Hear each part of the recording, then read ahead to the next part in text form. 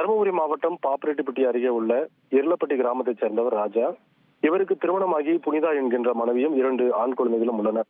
ராஜா கடந்த 5 வருடங்களாக பள்ளிப்பட்டி மின்சார வாரிய அலுவலகத்தில் ஒப்பந்த அடிப்படையில் பணியாளராக பணியாற்றி வருகிறார்.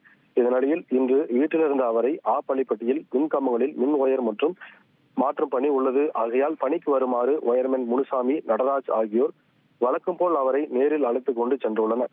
அதன் பின் பள்ளிப்பட்டி மாரியம்மன் கோவில் பின்புறத்தில் உள்ள மின்கம்பத்தில் ராஜா ஏறி பணி செய்து கொண்டிருந்த போது மின்சாரம் தாக்கி கோவிலை சுற்றியுள்ள சுற்றுச்சுவர் வேல் கம்பிகள் மீது விழுந்ததில் அவருக்கு வயிற்று மற்றும் மர்ம உறுப்பு பகுதியில் பலத்த காயம் ஏற்பட்டதாக கூறப்படுகிறது. இதனால் ரத்த வெள்ளத்தில் இருந்த அவரை அங்கிருந்தவர்கள் மீட்டு பாப்பிரெட்டிப்பட்டி அரசு மருத்துவமனைக்கு சிகிச்சைக்காக அழைத்துச் சென்றனர். அப்போது செல்லும் வழியில் அவர் பரிதாபமாக உயிரிழந்தார்.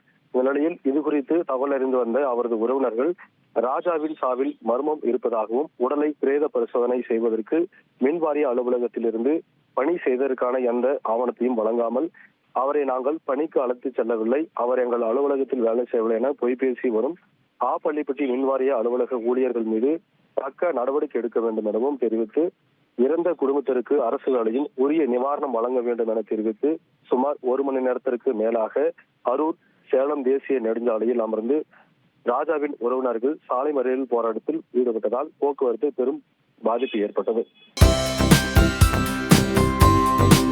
தந்தி டிவியை உங்கள் கேபிள் டிவி ஆபரேட்டரிடம் இலவசமாக கேட்டு பெறுங்கள்.